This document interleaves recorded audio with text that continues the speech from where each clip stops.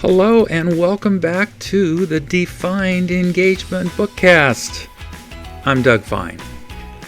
Today we'll be speaking again to Trish Tagle. She's the author of Everyone Knows You Suck!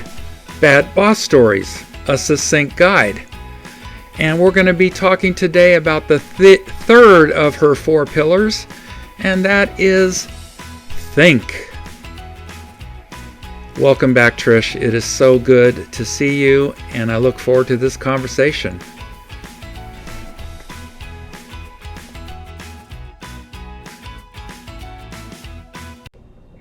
Hello, everybody. My name is D.FINED, and I'm here with the D.FINED Engagement BookCast. I run a consultancy in Augusta, Georgia, and my guest today here is from up in Westchester County, New York. Yes. And that's Trish Tagle. Yes. And she wrote this wonderful book called Everybody Knows You Suck! Bad Boss Stories, a Succinct Guide. So guess what? It's a little guide about bad bosses. So if anything, you're going to just you're going to get a taste of all these people out there that are causing mayhem in companies by the way they act, and keeping companies at a mediocre level if they're allowed to continue being bad, if they're allowed to continue sucking. So this is an awesome book. I'm encouraging you to get it. Everyone Knows You Suck by Trish Tagle, Tagle. And welcome back, Trish, for our third pillar out of your book. Yes. Glad to have you again. Thank you for having me. Thank you for having me. Sure. My pleasure. The purpose, I just want to maybe tell you all, the reason I do this is because I want to get great ideas out to listeners that want to hear about great ideas. So I talk to authors that I've read their book, and I know that it's powerful stuff, and you can learn, you can study, and the people that I interview and talk about their books, they're very accessible. So Trish is not the kind of author that's gonna like, oh, I'm an author, I can't talk to the hoi polloi. I will talk to you. You could add value. You'll add value to their lives by them knowing you. I know that. So thank you. That's what you've been to me. So thank you. So here we go. Think is the third pillar of your book, and I think it's about thinking is about autonomy. That a leader, a good boss, not a sucky boss, is going to allow you to grow and thrive and do under their leadership and their mentorship, that kind of thing. So the two sub pillars we're going to talk about is first, countenance. And you share a story about a sucky boss who yelled at people. So talk to me about that. Why that sounds like it should be forbidden for a manager to ream someone out verbally, whether in private or in person. Tell me about your instinct about how bad that sucks. Well, you can just imagine if somebody's screaming at you, do you really think you're going to be listening or hearing what it is that the message they're trying to deliver? Especially, even if you're yelling at them on their own, just off to the side. Yeah. No. Okay. And especially if you're working with somebody who's on your team, the one thing you don't want to do is embarrass them, because you lose their trust. Hopefully, trust that you've built up. Trust is hard.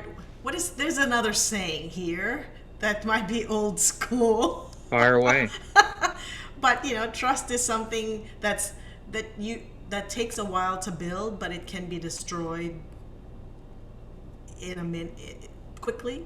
Yes, in a day, exactly. Right? With one action. So if you're the type of leader that's built up some trust, and then all of a sudden you just lose it on somebody, either again in front of a group or alone, there it goes. There it goes. Your credibility, the trust that you built, the rapport that you built, the team, because it's going to get around. you know that people are going to hear you, um, that's it. It's done. So I don't. I know that people can be people. People can get angry. People think that raising their voice to somebody that is a direct report. Now, I'm not speaking about, listen, you want to yell at somebody who's at your level or higher, go for it. Go for it. Because they're senior. Okay? Not tell, I mean, do what you want with that. They're senior. They're at your level or higher. Mm-hmm. But if you start yelling at somebody who is already a step, a roll or two below you, how is that going to make them feel? They want to achieve. They probably know they've made a mistake. Is yelling at them going to make it better? And now I'm not talking about giving trophies to participants, okay? I'm not talking about giving medals to kids. You know how this whole, I mean, they're not kids anymore, but there was that generation that they were given medals just for being there, Showing putting on up, the right? uniform. Yeah. Now I'm not talking about that, okay? Oh, no. I don't believe in that. But there's a way to talk to people that when they've made a mistake, that you can get your message across and that you get heard. And they Yeah. know you're serious. I was actually thinking, Trish, when we just a second ago, is that um, for one, a leader should never damage anybody's self-esteem. There you That's like go. rule one. That's Mm-hmm. you have to maintain your people's self-esteem or enhance it. That's the bottom line. So unless you're maintaining their self-esteem by feedback, negative feedback, you still can't damage their self-esteem. Mm-hmm. And so what I really want to say here also is someone could be yelling at somebody and they're not even raising their voice. In other words, they're saying things that cut to the quick of a person's esteem. So Yeah. they're not yelling, but they're being inappropriate, Mm-hmm. accusatory, Mm-hmm. um, damaging, criticizing in a way that is not helpful. Mm-hmm. So you don't have to just not yell when you're discussing something that has made an emotional reaction in you. Mm-hmm. Saying certain things without even raising your voice could be just as Yes. bad. Just Yes, wanted to bring that up. absolutely. Yeah. I mean, you have to, again, when there's a problem at work, you don't attack the person, Mm, you attack the problem. You find a solution to the problem. This is where we are. This is the mistake that was made. Don't do it again. Now, what are right. we going to do together to solve it? Yeah. And Yeah. that's how the conversation should happen.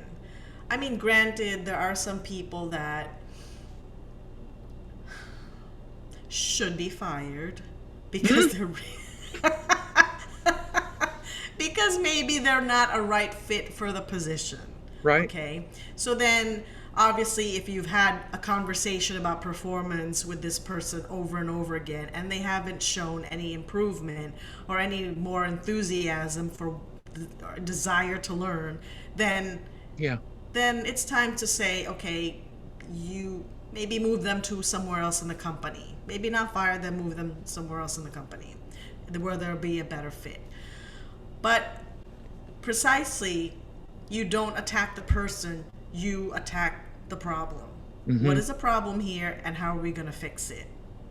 And then make sure that, again, you work on it as a team, but you make sure that they understand that, listen, this can't happen again. Yeah.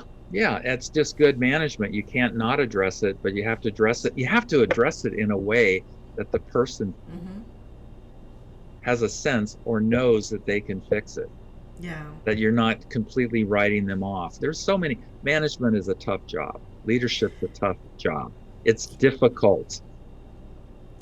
And so people go to classes and people hire people like you and they hire people like me to True. wave them off from doing stupid, sucky things. That's kind of our job at times, right? That's true. That's true. I mean, I give.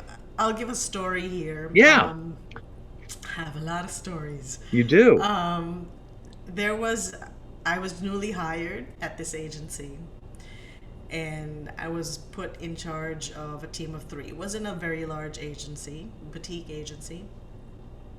And the first thing I was told was, you need to talk to Miss X Mm-hmm. because we're going to fire her. Mm. And I'm like, no, you're not. First of all, she's on my team, so that's my decision, even if I just got here. Yeah, Um, good for because you. because I already, in the few days that I had interacted with her, I already could see potential. Wow. Okay, so yeah, I just have that natural instinct for to feel, how people are and what I can draw out of them and what needs to be worked on, and that I can just feel into people. So I said, no, you're not. So I sat her down and I said, listen, and straight out, like I said, I'm a BS assassin. I don't sugarcoat it. I don't use these weird highfalutin words where people are like, what did she mean?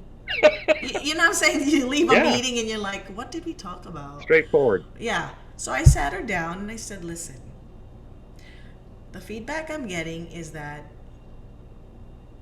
they're not happy with the way your work is going and you're going to get fired. Mm.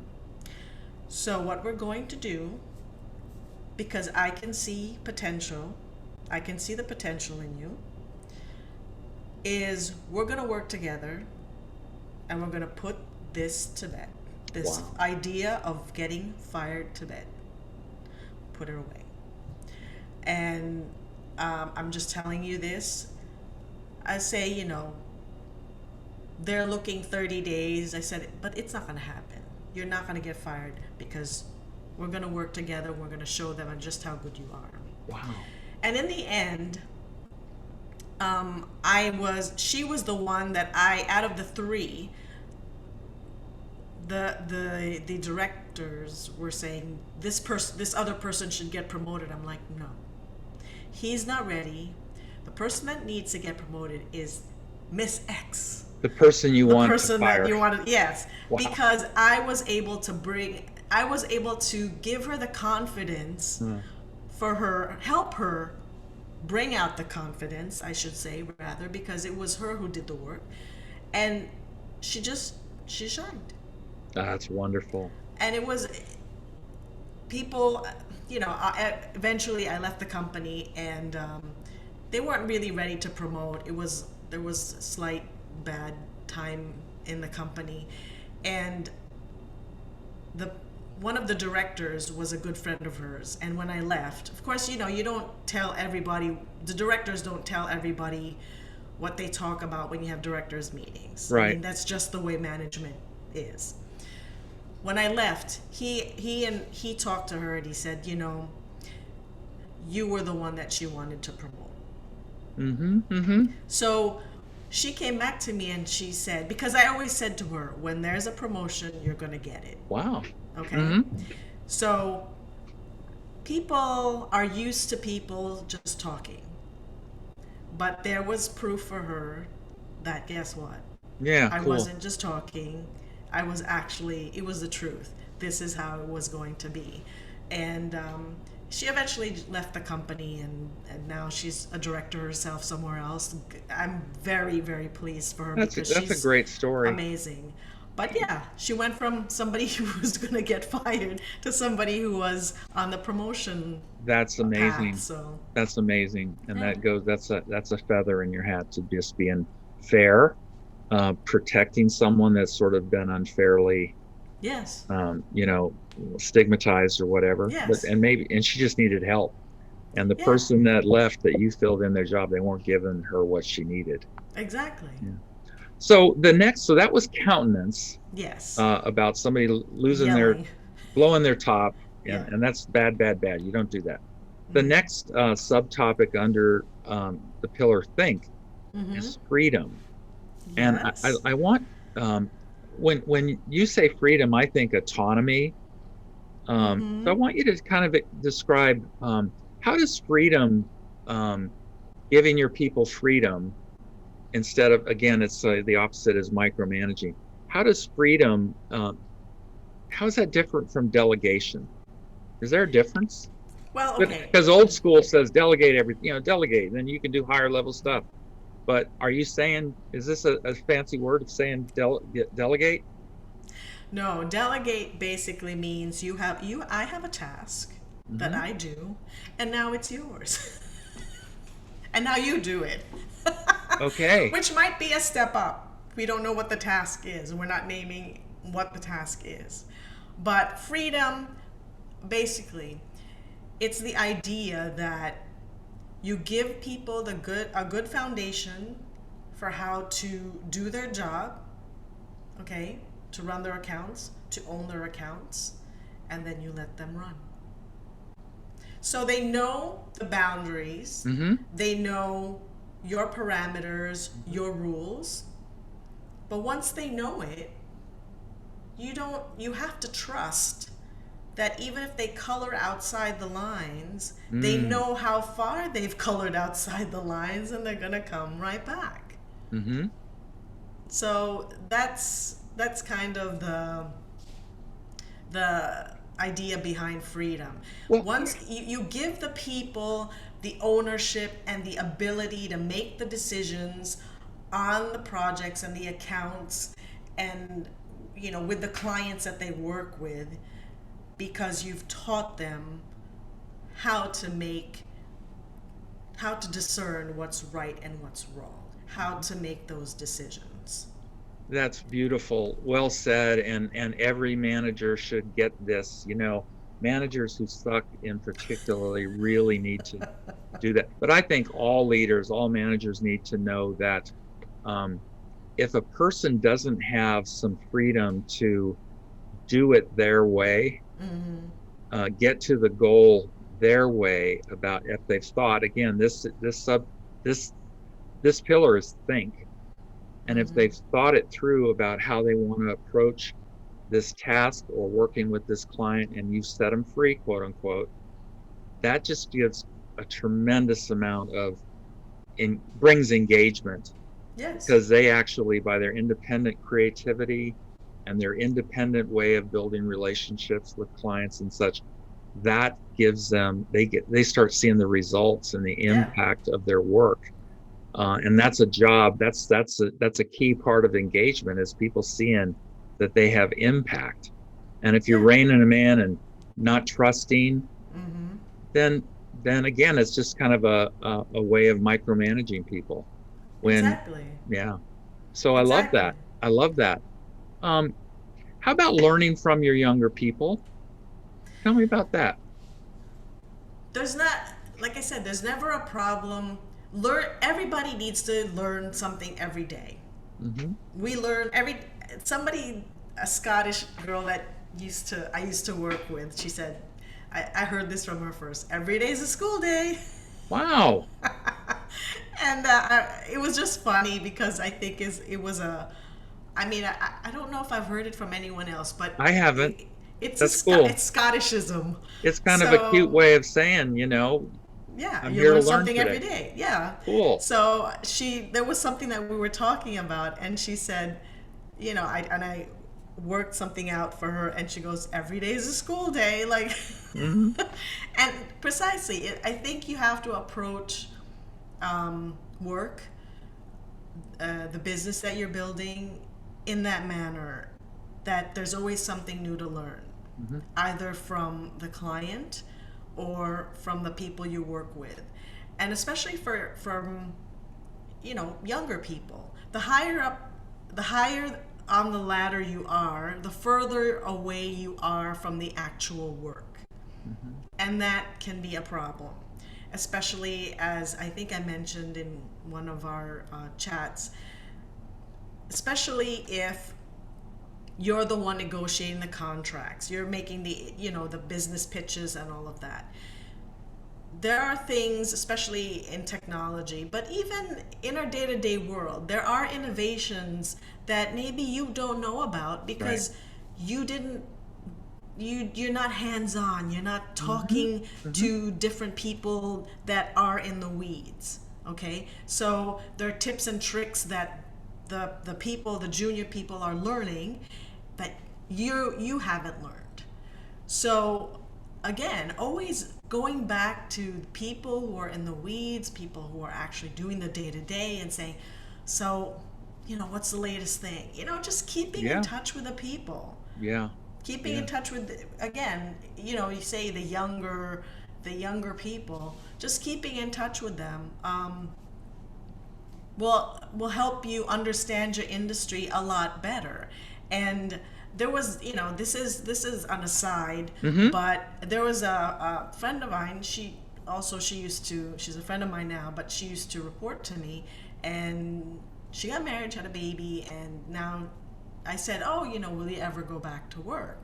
And she said, yeah, I think I will when my son is whatever age. And then I was like, really? Because she has a photography business that she's working on now, so she's Mm-hmm. not just idle.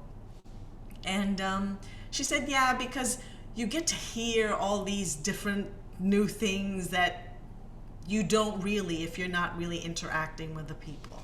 And Mm-hmm. that's true. If you just immerse yourself in a group and just, once in a while, I mean, obviously you have your job to do, so you can't be hanging out all the time. But if you just immerse yourself once in a while and listen to what they're talking about, and then maybe do your research on the side, because, like I said, you have your job to do, and they have their job to do. It's not their job to just sit there and talk to you. Um, you'll Yeah. learn quite a bit. You'll learn a lot. So, Yeah. There, going back to that young person's hmm question, there's a story from a training videos that I used to show in classes and such. And I don't know if you've ever heard of, I know one of your subtitles under a pillar was the fish philosophy. But hmm did you ever hear about that company? Did you ever hear these videos called Fish? Did, no.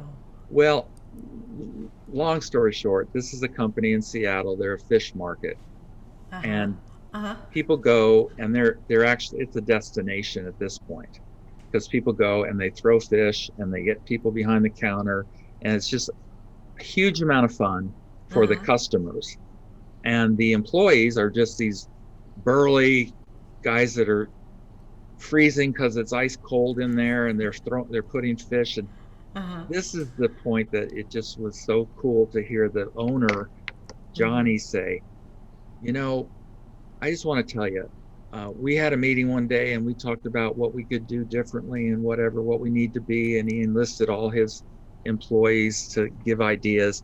And he said, this young kid, this young kid said, hey, why don't we be world famous? And he goes, this came out of some young kid's mouth.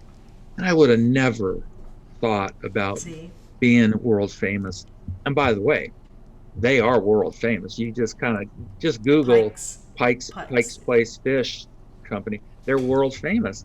And this Yes. he goes, I would have never done that, guy my age, but it came out of some young kid's mouth, and they went, "Woo, let's be world famous." It was a outrageous goal that they ended up meeting. So anyway, I understand there's a lot of good out there that young people bring to the Yes. table, and they're in the weeds. They know Yeah. technology, so there's a Yeah. lot to learn there too. Yeah. Yeah. Absolutely. There was a time when there's been many times, especially in the ad industry, a lot of layoffs. I mean, Mm-hmm. we're going through it again now. The industry's going through it again now.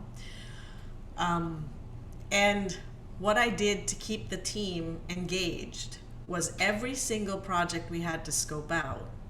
Okay, even though I already knew the ins and out, because I actually, before I got into digital, is I studied every single application. Mm-hmm.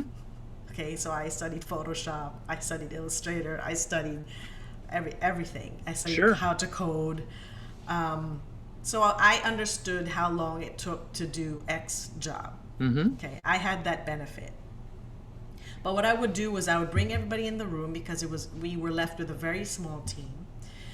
And I said, okay, this is the project. What are your ideas?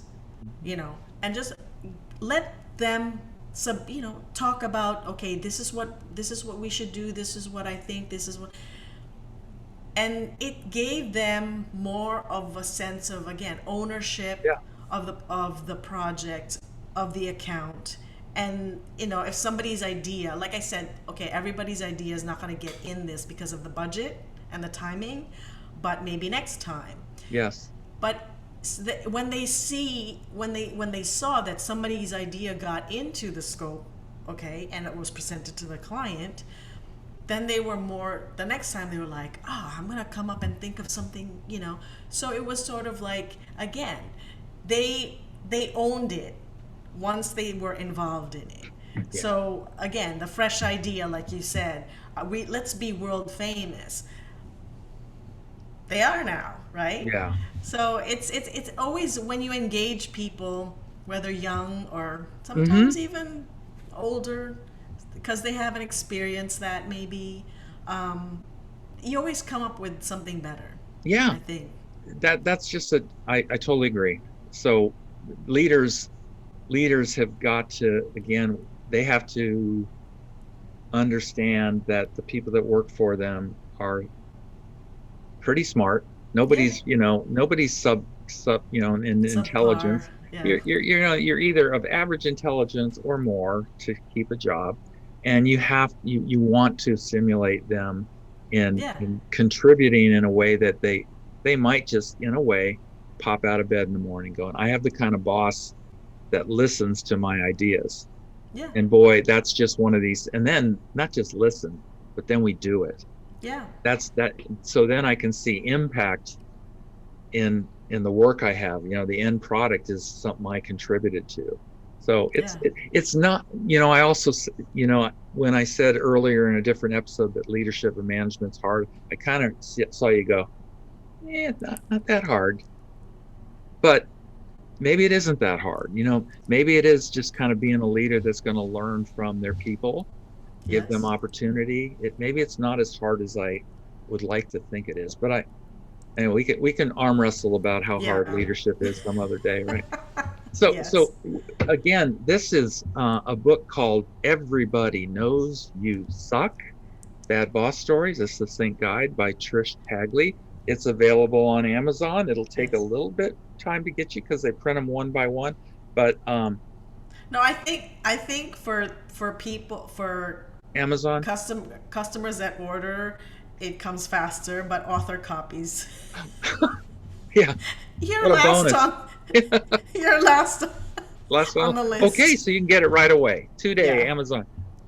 Everyone Knows You Suck. It's a provocative book. Trish is very, very blunt in it, and it's been a lot of fun. Again, Trish talking about the third pillar, which is called Think. And we'll see you next time for the fourth pillar, which is called Trust. There you go. Hey, is there any? Yeah, good talking to you, and see you next time. Okay, great. Bye-bye. Bye-bye. Thank you again, Trish Tagle, for joining me. Next time, it's our fourth meeting together. We're going to cover the fourth pillar of her book, Everyone Knows You Suck, and that will be trust. You can go and see and read and hear other bookcasts of mine with great guests at the Anchor podcast site and anywhere else you get your podcasts. And then you can find me at DougJFine.com. Thank you again for joining me for the D.FINED Engagement Bookcast. See you next time. Bye-bye.